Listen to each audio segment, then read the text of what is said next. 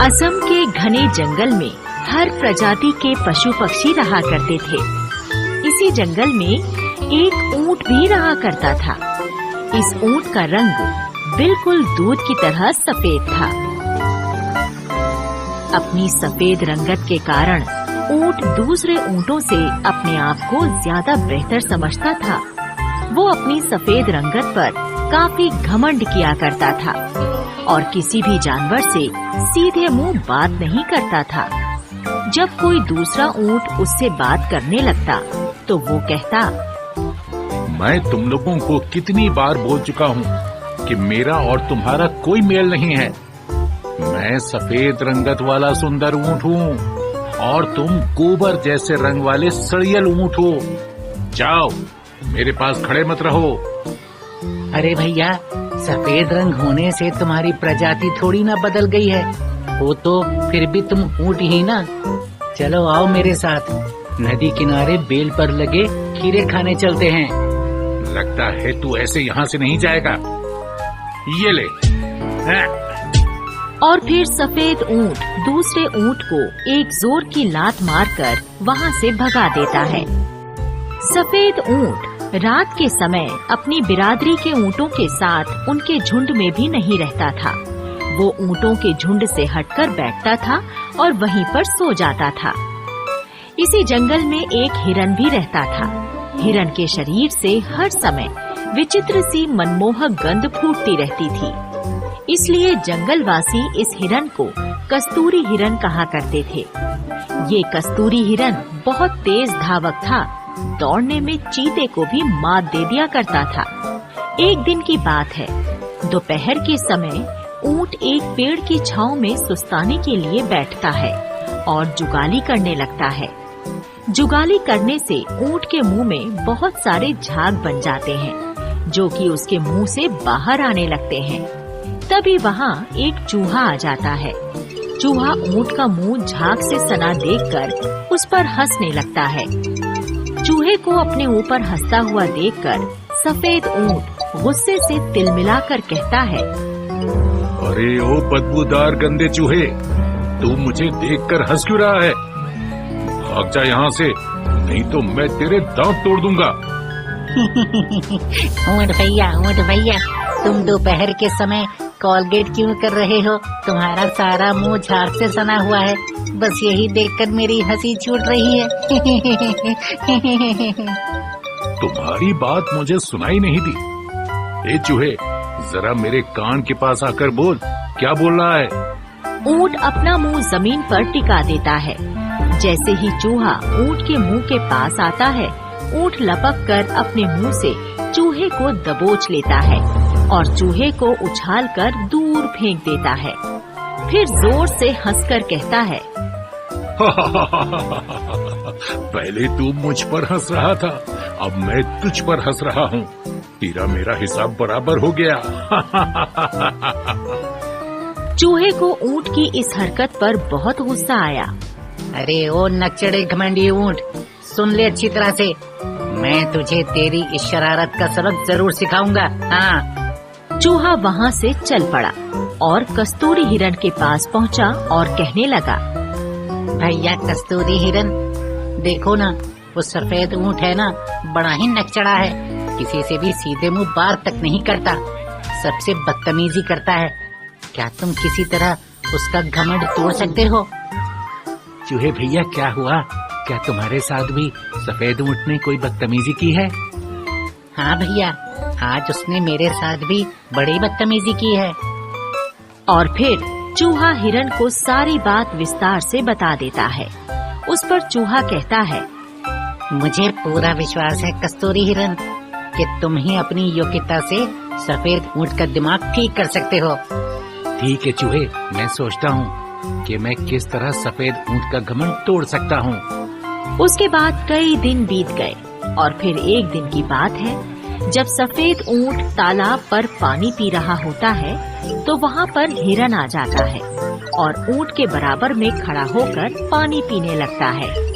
ऊंट हिरन को अपने साथ में खड़ा हो पानी पीते देखकर बहुत गुस्सा होता है और उससे कहता है, ए हिरन के बच्चे, तेरी हिम्मत कैसे हुई मेरे बराबर में खड़ा होकर पानी पीने की? क्यों भाई, तुम क्या राजा शेर सिंह के खास मंत्री हो जो कोई तुम्हारे बराबर में खड़ा होकर पानी नहीं पी सकता है? देख हिरन, मुझसे ज्यादा बहस मत कर। मैं कोई आम ऊंट नहीं हूँ, सफेद ऊंट हूँ, सफेद ऊंट। इसीलिए मैं बहुत खास हूँ। देखो ऊंट भैया, अगर तुम अपने सफेद रंग की वजह से खुद को विशेष समझते हो तो मेरे शरीर में भी कस्तूरी की सुगंध है। मैं भी बहुत विशेष हिरन हूँ। अच्छा बता, मैं 6 महीने तक बिना पानी पिए गुजारा कर सकता हूँ, तू कर सकता है?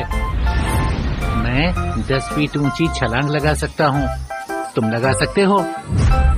मैं ऊंचे पेड़ के पत्ते और फल खा सकता हूँ, तू क्या कर सकता है ये? मैं चीते को दौड़ में हरा सकता हूँ, क्या तुम मेरी तरह दौड़ सकते हो? दोनों ही अपनी अपनी विशेषताओं को गिनाने लगते हैं, लेकिन इन दोनों की बहस का कोई नतीजा नहीं निकल पाता।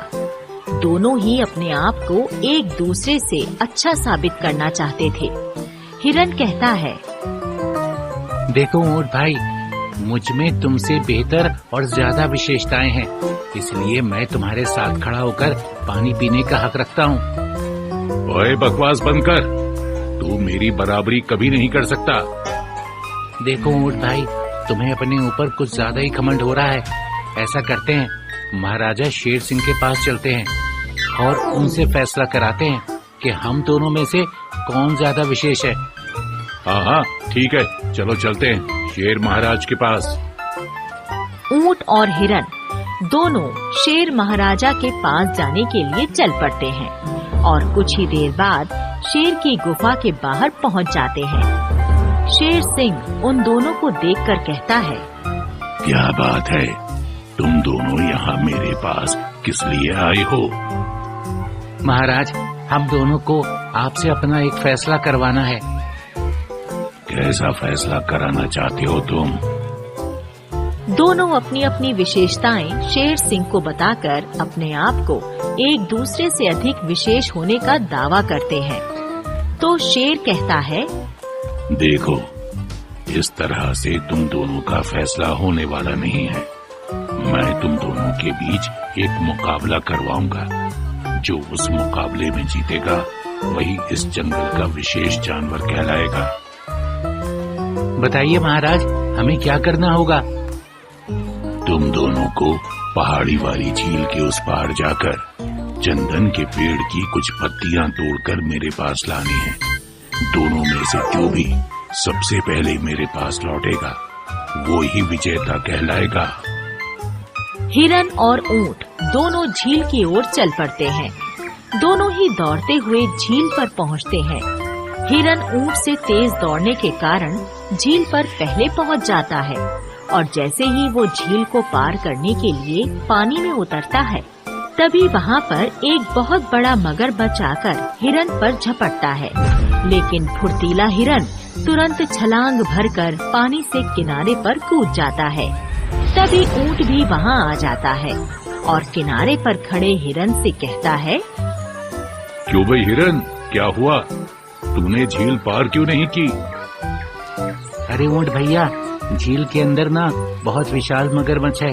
अगर हम झील में उतरेंगे तो वो हमें पानी में खींच कर ले जाएगा और खा जाएगा।